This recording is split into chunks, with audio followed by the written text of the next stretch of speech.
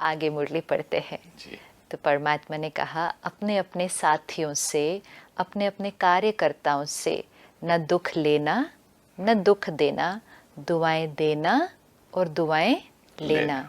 अगर आप अधिकार से ऐसे समय पर भी दिल से कहेंगे मेरा बाबा, किसी ने आपको कुछ गलत किया, किसी ने दुख दिया, किसी ने बद्दुआ दी, आप अधिकार से दिल से उस समय कहेंगे मेरा बाबा, परमात्मा मेरा बाबा, तो कहावत है कि भगवान सदा हाजिर है।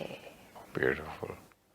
मेरा बाबा, मेरे पिता को मैं याद करूं, परम पिता परमात्मा को, तो वो सदा हाजिर है। अब मुझे ये पढ़ते हुए ऐसे याद आया कि जब हम छोटे थे, अगर कोई हमसे लड़े या हमें बाहर हम खेलने गए, कोई हमें मारे, तो फिर हम फटाफट भाग के तो घर अपने पेरेंट की गोदी में आ जाते हैं ना। तो जैसे हम उसकी गोदी में आ जाते हैं तो वो पेरेंट हमें क्या कर देता है, वो हमें प्यार भी कर देता है। छोड़ देना, उसने ऐसा बोला तो थोड़ी कुछ होता है, तो बड़ा प्यारा बच्चा है। गिरते चोट लगती तो हाय माँ, हाँ, माँ तो में। पेरेंट की गोदी में चले जाओ उस टाइम, उससे लड़ने नहीं जाओ जिसने तुम्हारे साथ गलत किया। मैं समझ रहा था उल्टा कि मेरा बाबा कहूंगा तो वो बदला ले लेगा। कौन बदला ले लेगा? मेरा बाबा। नहीं, नहीं, बदला तो उसने लेना ही नहीं है ना। मेरा बाबा कहने से क्या हो जाएगा तुरंत? ध्यान उस बाबा की तरफ किसी चले। ने मुझे दुख दिया, आपने कहा ना, हर्ट तो होता ही है, होता है, क्योंकि अभी हम थोड़े थोड़े जर्नी पर हैं। अब हर्ट को मुझे हीलिंग चाहिए तुरंत। जिसने मुझे दुख दिया, अगर मैं उसके साथ कॉन्फ्लिक्ट में जाऊं तो मेरी हर्ट की फीलिंग तो अभी बढ़ने ही वाली है और सिर्फ। एंटेंगल होती है। जैसे सपोज हम बच्चे दो खेल रहे हैं, एक ने मारा और दूसरे ने भी मारा, फिर और झगड़ा बढ़ा, तो चोट और दर्द तो बढ़ने ही वाली है।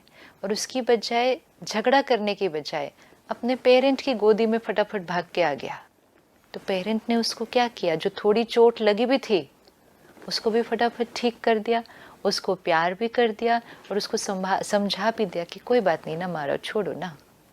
तो इसीलिए बाबा ने कहा अगर उस समय दिल से अधिकार से कहो मेरा बाबा, मतलब परमात्मा को याद करो, परमात्मा के ज्ञान को याद करो, तो हील भी हो जाएंगे और फिर वो दुआएं देना इजी भी हो जाएगा।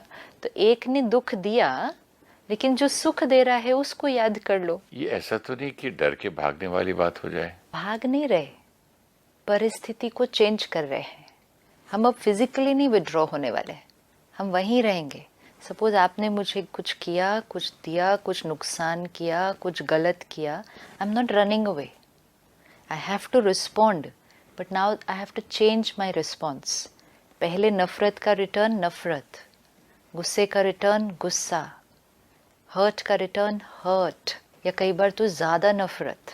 अब क्या है? ईंट का जवाब पत्थर से। अब है बद्दुआ का रिटर्न दुआ, दुख का रिटर्न सुख, ये देना है। अगर मुश्किल लग रहा है तो बाबा ने कहा उस समय तुरंत पहले किसको याद करो? मेरा बाबा, मतलब मेरा परमात्मा। तो क्या क्या याद आ जाएगा?